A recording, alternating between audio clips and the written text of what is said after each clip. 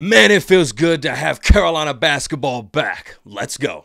You don't want none! I'm good, I would need, I would die, I would need, I would die, I would need, I would die, I would need, I would die, I would need, I would die, I would need, I would die, I would need, I would die.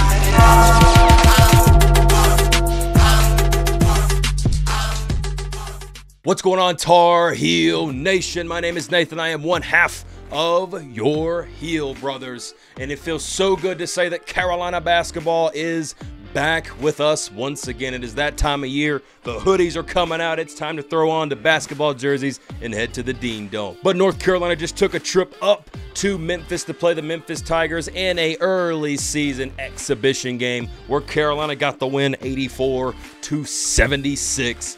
And this was a game that, well, a lot of people are going to have comments about. We're going to talk about it, but I don't know how much yet we can gauge from this thing. It's a little too early for me to start pivoting one way or another about this team. But we did get to see our Tar Heels in action and kind of get to see a glimpse of what they're trying to do in this upcoming season. The first thing that we need to hit on is Seth Trimble. First off, RJ Davis was not there today. RJ Davis, obviously, suffered that injury, that lower back contusion in the blue-white scrimmage game, so he was not going to play tonight in Memphis, but he didn't have to because Seth flippin' Trimble. I said it when he came back that Carolina, this was a huge piece for Carolina to bring back in because he has been getting better and better each and every year. Not only defensively, which we know how good this guy is, I think he's an ACC Defensive Player nominee right now as we speak. A guy you should put on that watch list, very much at the top of that watch list for sure. A potential sixth man of the year candidate. I actually don't. You know what? I'm going to take potential out of there. A sixth man of the year candidate. Go ahead and throw him in that watch list as well. But also a guy that's getting so much better on the offensive end. And wouldn't you know it, 33 points from Seth Trimble tonight. 11 of 17 from the field. 3 of 5 from the three-point line. Hit all 8 of his free throws. Picked up a board. Got an assist. Did have 4 fouls and 3 turnovers, and he did play 33 minutes in this game. That guy is all over the place. He brings moxie, he brings the passion, he brings the fire, and if RJ needs a little assistance, we might be able, on the offensive side of the ball here, I think Seth Trimble might be a guy that's going to be seeing a lot more touches in that category this year. He looks a whole lot more confident. You take it all the way back a few seasons ago when he first came in, wasn't confident at all to shoot whatsoever. Kind of like what we saw Elliot Cadeau at times very early in the season last year. Elliot Cadeau was that guy. Seeing him transformed to now, to where he's taking 17 shots, knocking down 3 threes, getting in the lane, getting to the rim, and also knocking down his free throws. It is a spectacle to see. He has become one of my favorite players, and I am so excited that he is back at Carolina, man. This is where he belongs, and I am so glad Hubert Davis got with him and got him to come back home. I talked about when I went up to Chapel Hill to actually or look for some filming locations to shoot at, and this is when he was in the portal, and I happened to see him walking down Franklin Street with Jae'lyn Washington. So I'm sure Jay Wash had something to do with that as well.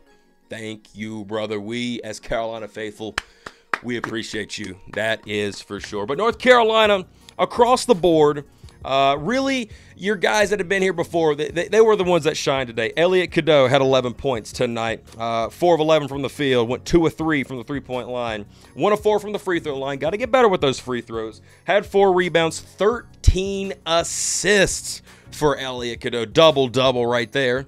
And 4 turnovers. That's something that's going to be a key talking point later on in this post-game reaction. Cade Tyson didn't have the smoothest entry in his Carolina debut. Picked up 7 points, 3 of 10 from the field, 1 of 6 from the three-point line. That is something to also keep an eye on.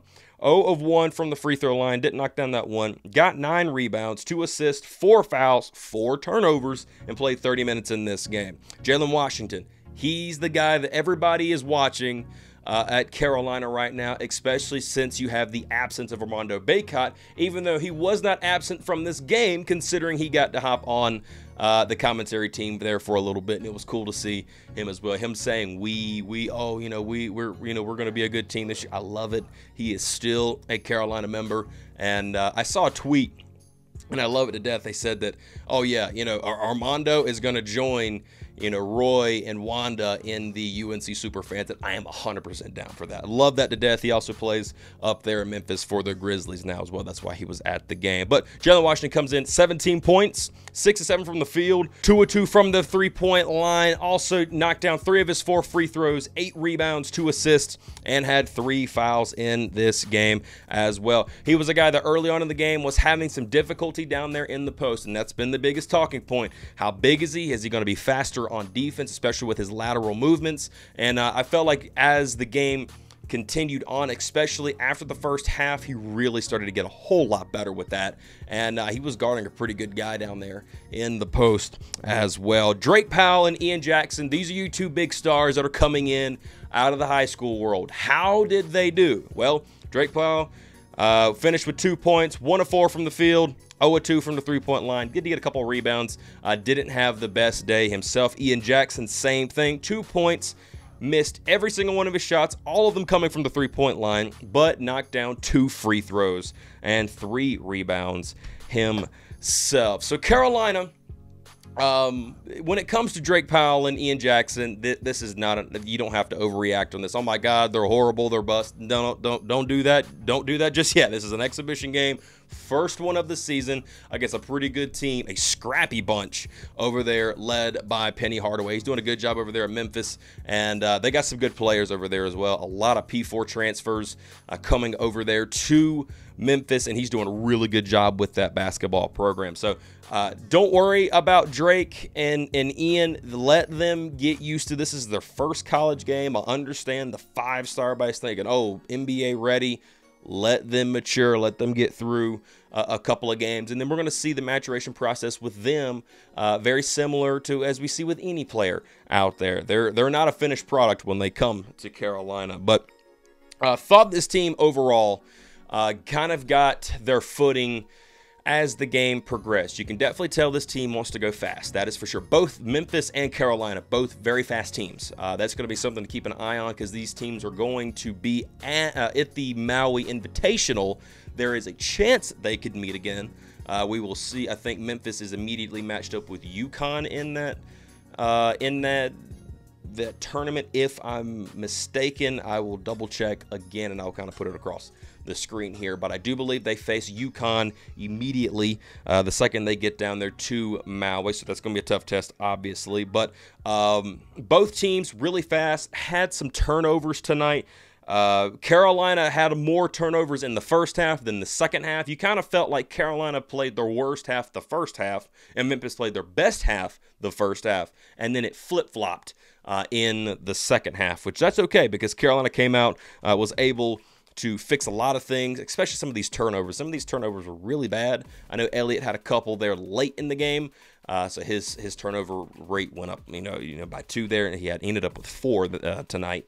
But it felt like Carolina started to get some type of momentum. Now, it also helps when you got a guy in Seth Trimble that's going absolutely crazy. But Carolina's starting to figure themselves out. Again, this is your first game. Kind of running the stats team for team here. Field goals completed, or field goal percentage for both teams. Carolina finished with 47% from the field. Memphis 43. Three-point field goal percentage. 33% for North Carolina, 22 from Memphis. And I want to hit back on that a little bit later because this is something that I actually talked about in the live reaction and highlight watching video that I did of the blue-white scrimmage game about perimeter defense. I want to talk to you guys about that as well. Free throw percentage, 64 for Carolina, 61 for Memphis. And Memphis had a lot, I think 9 or so in the first 5 minutes of the first half. And Carolina had 1. Carolina was committing a lot of fouls tonight. And I think it was Jalen Withers who had 5 fouls. 4 or 5 fouls tonight. I believe it was Withers with 5, if I remember correctly. And fouling a lot by Carolina. Drake Powell, a couple of fouls that he had that were especially I think it was the first foul that he got It was a closeout in the corner 3. He was in good position to contest, but then he just kind of took an extra step towards the shooter, which he shouldn't have. He closed out too close, got a bump on him. Obviously, you got to let the shooter land. So that's something that he's going to get through. But Carolina committed some fouls early, but that's okay. Turnovers, 21 for North Carolina, 22 for Memphis. Memphis was able to get, or Carolina was able to get some turnovers on Memphis in the second half as well. Points off of turnovers, both teams, 25 for Carolina, 24 for Memphis. See how close this matchup really was there in the end. 40 rebounds, total rebounds for Carolina, 41 for Memphis. Defensive rebounds, Carolina had 31 and Memphis had 31. They were both tied. The only difference is in offensive rebounds, with Carolina had 9 and Memphis had 10 and assists. Now this is a big one, and this might be a little bit of a worry for us if we're not careful here. 21 assists for North Carolina, 12 for Memphis. And I think that is something that I want to hit on a little bit as well, with the assist rate being 9 in a completely different way for Carolina.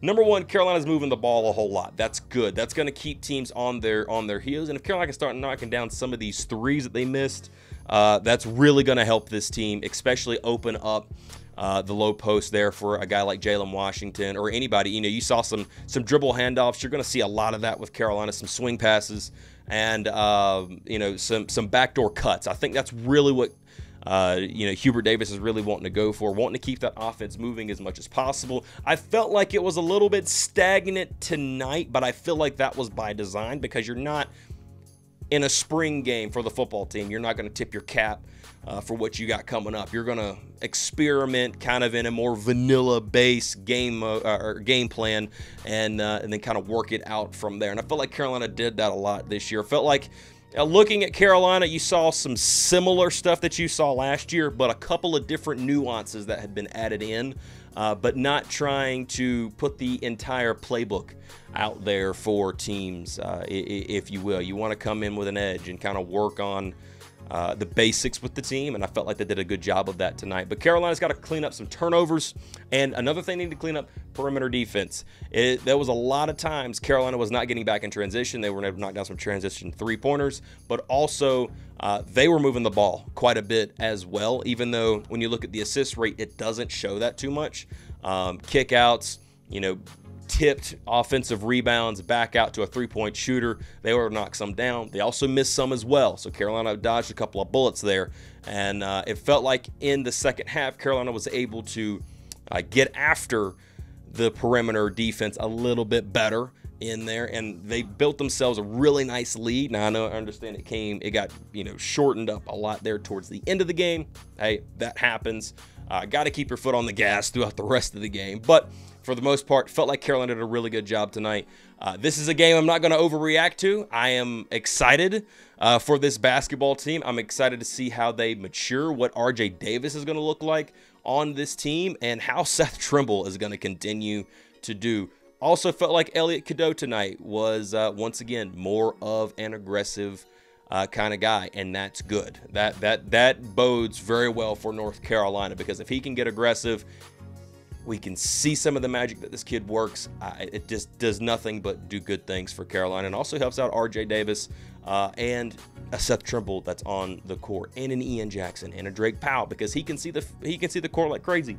13 rebounds, that doesn't happen by accident. This is a normal for Elliot Cadeau. We're used to the double-double nature for with points and rebounds from Ramondo. Well, welcome to the double-double world with points and assists by Elliot Cadeau. This is going to be fun. Let me know what you guys think down there in the comments below. Tell me how you feel about this North Carolina basketball team after the very first exhibition game. They got another one, I believe, coming up pretty soon, and November 4th is when we tip off. It's going to be fun. I'm looking forward to it. May even be there. You guys would come with us too if we did that. So let me know what you guys think down in the comments. Thank you all for watching. Thank you all for being here, and as always, go Heels. You don't want none!